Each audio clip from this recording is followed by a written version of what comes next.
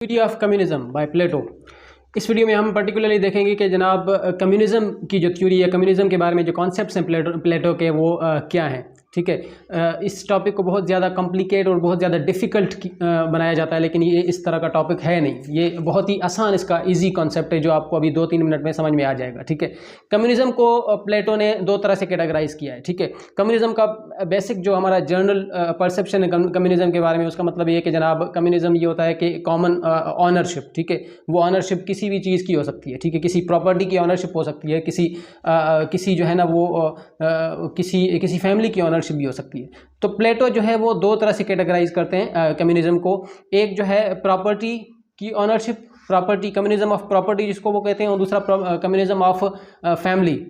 ठीक है, इस वीडियो में पर्टिकुलरली हम ये देखेंगे कि कम्युनिज्म ऑफ प्रॉपर्टी के बारे में जो उसका कॉन्सेप्ट है प्लेटो का, वो क्या है जनाब। ठीक है, सबसे पहले तो ये प्लेटो के जो है आइडियाज़ क्या हैं प्रॉपर्टी के बारे में, वो प्रॉपर्टी के बारे में कहते क्या हैं। ठीक है, बहुत ही इंटरेस्टिंग आइडियाज़ हैं जो है ना प्रॉपर्टी के बारे में। प्लेटो कहते हैं कि जनाब प्रॉपर्टी जो है वो एक it is a cause of evil, क्योंकि प्लेटो बहुत वाइज थे। उन्होंने स्पार्टा के सिस्टम को भी स्टडी किया हुआ था और एथेनियन के सिस्टम को भी स्टडी किया हुआ था, और इन दोनों सिस्टम्स को ऑब्जर्व करके ये इस कंक्लूजन तक पहुँचे थे कि जनाब जो प्रॉपर्टी है it is a cause of evil. ये तमाम कॉन्फ्लिक्ट्स जो हैं, तमाम डिस्प्यूट्स हैं, वो actually it is a root cause of all these conflicts and all these disputes. जितने भी दुनिया में जंगें हुई हैं, वॉर्स वेज करी हैं, एक सोसाइटीज़ एक दूसरे को जो है ना वो अगर सामने आई हैं, एक दूसरे को इनकाउंटर किया है, अगर कोई डिसएग्रीमेंट्स हुए हैं, वो it is because of these property holdings. ठीक है, जो प्राइवेट प्रॉपर्टी है।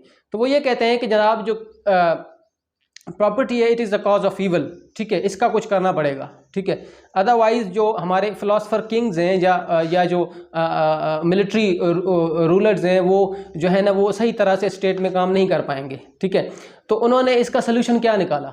उसने कहा कि जनाब रूलिंग क्लास जो है, फिलोसफर किंग्स जो हैं, वो एक्चुअली वो करप्ट हो सकते हैं। ठीक है, उसको जो चीज़ करप्ट करेगी वो क्या है कि जनाब प्रॉपर्टी है। जो पहले ही वो हाईलाइट कर चुके थे कि जनाब प्रॉपर्टी जो है वो ईविल है, इट इज़ अ ईविल, ये एक बुराई है। ठीक है, तो उसने कहा कि ये रूलिंग क्लास को करप्ट कर सकती है, ये रूलिंग क्लास को जो है वो ये डिस्ट्रैक्ट कर सकती है। ठीक है, तो इस डिस्ट्रैक्शन से बचने के लिए उन्होंने एक सोल्यूशन दिया। उन्होंने कहा कि जो रूलिंग क्लास है और जो मिलिट्री क्लास है, अपर 2 क्लासेस जो हैं, ruling class and military class, मतलब कि फिलोसफर किंग्स एंड मिलिट्री जो डिफेंस मैकेनिज्म संभालते हैं, इन दोनों क्लासेस को कोई भी प्रॉपर्टी होल्ड करने के राइट्स नहीं दिए जाएंगे। ठीक है, इनके पास जो स्टेट जो है वो उनको कोई भी जो है ना राइट नहीं देगी कि आप प्राइवेट प्रॉपर्टी के ऑनर रहें। ठीक है, ऑनरशिप के राइट्स इनके पास नहीं होंगे। ठीक है, ये सिर्फ और सिर्फ 2 अपर क्लासेस के लिए होगा।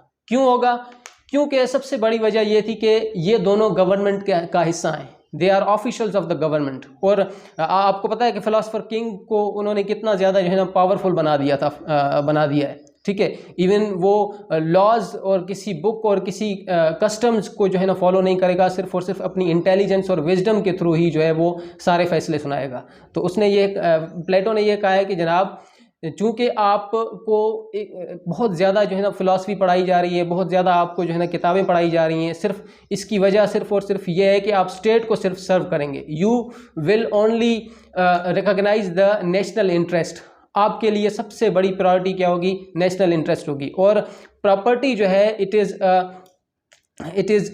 Can be a distraction in your way. ठीक है, जो आप जिस तरह से जो आप पर्पज़ सर्व करने जा रहे हो, उस पर्पज़ को डिस्ट्रैक्ट करने के लिए डिस्ट्रैक्ट कर सकती है ये प्राइवेट प्रॉपर्टी। ठीक है, क्योंकि ये हिस्टोरिकल एक एविडेंस है इसका कि जो वॉर्स हुई हैं वो एक्चुअली इकोनॉमिक पर्पसेस के लिए हुई हैं। ठीक है, तो उसने कहा कि जनाब जो रूलिंग क्लास रूलर्स, आप प्राइवेट प्रॉपर्टी नहीं रख सकते हैं, और जो मिलिट्री के लोग हैं वो भी प्राइवेट प्रॉपर्टी नहीं रख सकते हैं। ठीक है, लेकिन उन्होंने प्राइवेट प्रॉपर्टी के राइट्स जो हैं वो आर्टिजन्स या वर्कर्स को दिए हुए हैं।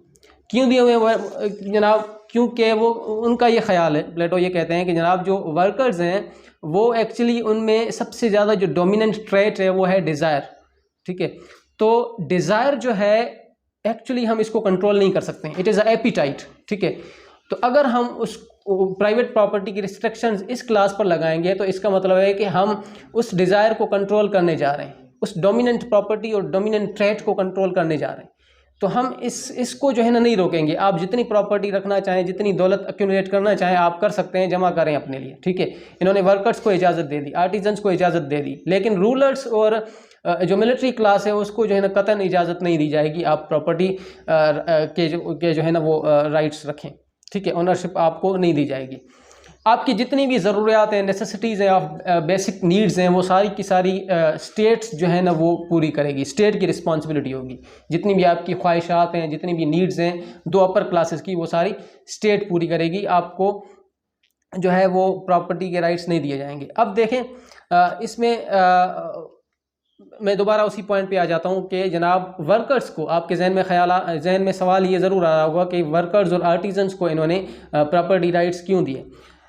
ऑब्वियसली क्योंकि डिज़ायर उनमें डोमिनेंट है और डिज़ायर को हम कंट्रोल नहीं कर सकते हैं। और दूसरी वजह यह है कि वो गवर्नमेंट का हिस्सा नहीं है, they are not part of the government, they are not officials, they are not going to control the government affairs, ठीक है, क्योंकि वो अकाउंटेबल नहीं होंगे इस चीज़ के लिए, ठीक है। तो इन्होंने कहा कि जनाब आपके अगर तो दूसरी वजह यह है कि प्लेटो का जो जस्टिस की डेफिनेशन है वो ये कहते हैं कि हर इंसान की जो डोमिनेंट ट्रेट है उसको वो सेट ऑफ कंडीशंस प्रोवाइड करना जिसमें रहकर वो अपने पर्टिकुलर नीश के पर्टिकुलर जो है वो उसकी जो ट्रेट है उसके अकॉर्डिंगली जो है वो काम कर सकें, ठीक है। अगर हम डिज़ायर को अगर हम प्रॉपर्टी राइट्स नहीं देंगे वर्कर्स को तो इसका मतलब है कि हम डिज़ायर को कंट्रोल कर रहे हैं। अगर हम डिज़ायर को कंट्रोल कर रहे हैं तो इसका मतलब है कि हम वर्कर्स के साथ इनजस्टिस कर रहे हैं, ठीक है, according to the definition of Plato, ठीक है। तो ये था जनाब कम्युनिज्म ऑफ प्रॉपर्टी।